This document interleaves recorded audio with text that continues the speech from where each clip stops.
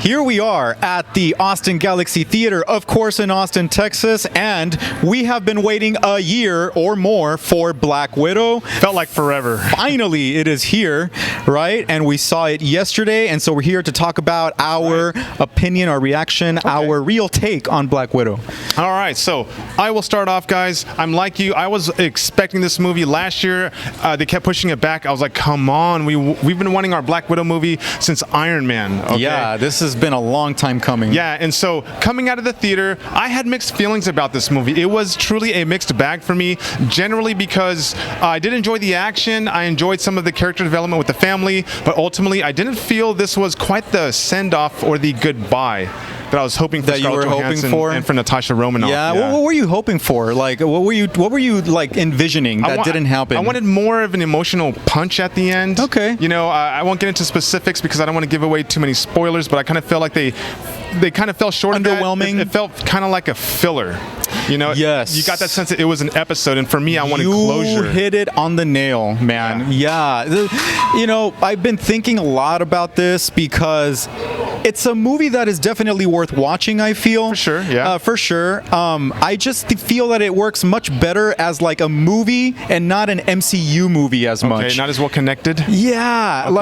So for one thing, the movie is definitely different from what I expected. It focused a lot on family themes, and I'm not going to elaborate too much, of course, but a lot of it focuses on Scarlett Johansson's character along with her little sister, played by Florence Pugh, her parents, right, played by Rachel played by Rachel Weisz and David Harbour, and that dynamic was cool because it really got emotional. It really got into the depth of those characters. Florence Pugh almost stole the show here, by the way. Some would argue that she actually did. Yeah, like especially with her humor. Yeah, unexpected. It was awesome. I think she did. But there was a weird shift in tone for me. I want to say it got really emotional at times, and then it just really starkly jumped into like comedy, and I felt like in other MCU movies that transition from drama to comedy was more seamless, and it just didn't work as well for me here.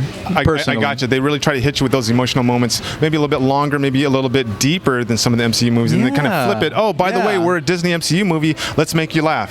Yes. I get it. Yes. You know, starting off in the movie, it was very kind of cloak and dagger, a lot of espionage at the beginning, a little bit dark. I liked that. Yeah, the beginning was hot. Yes, and I was hoping they would go with it, but then, like you said, it evolved into what it did, and it was okay. I thought the action was, for an MCU movie, geez, it was a little over the top. I was like, come on, Natasha Romanoff is a badass, but she's not indestructible. It was over the top. Yeah, it was exaggerated for sure. I thought that Dreykov, the villain in this film, was kind of like insignificant.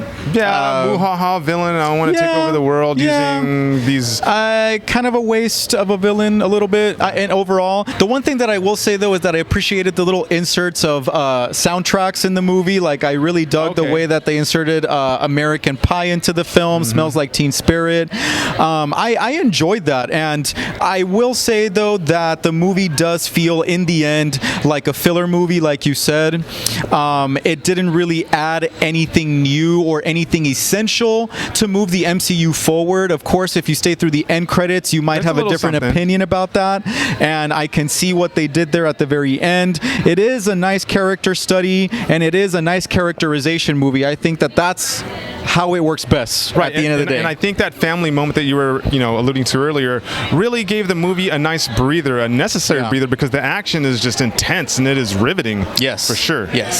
So all that said, guys, let's go to our ratings here. Ratings. I'll start it off on a scale of 1 to 5 movie reels. I'll give this 3 movie reels. It was a theater movie in the sense that it's going to get you wowed, with the sound and the big screen, of course. But it wasn't anything to write home about. Nothing that made me cry, which I was kind of hoping for. So 3 reels. I thought you were going to give it a higher rating. No, it's just kind of there for me. Okay, well, I suppose I'll give it 3 reels. I was actually thinking about giving this 3.5 reels, but my expectations were a lot higher for the movie. Yeah. Okay. Well, I guess I'll give it 3.5 reels. I think it's worth a watch. Definitely not the best MCU movie. The one last thing I will add is that the themes of women empowerment, Right. or just how the patriarchy, right, is something that needs to be revisited and kind of changed, and it's very clear in the movie, and it's not too overdone, and I appreciated that aspect of Right, the I film. didn't feel like it was in your face at all, but I feel Yeah. like it was there, it was strong, so Yes. good. So All good right. stuff overall. So don't forget to look us up on social media. We right. are on TikTok and Facebook at Real Screeners, Instagram real.screeners, and also leave your comments down below on Black Widow. How does this movie, compare to the rest of the MCU? What do you think of the end credits? Share your thoughts on that. Right, and definitely stay for our audience reactions here at the Galaxy Austin for Black Widow, and stay tuned for our next Real Take on Movies.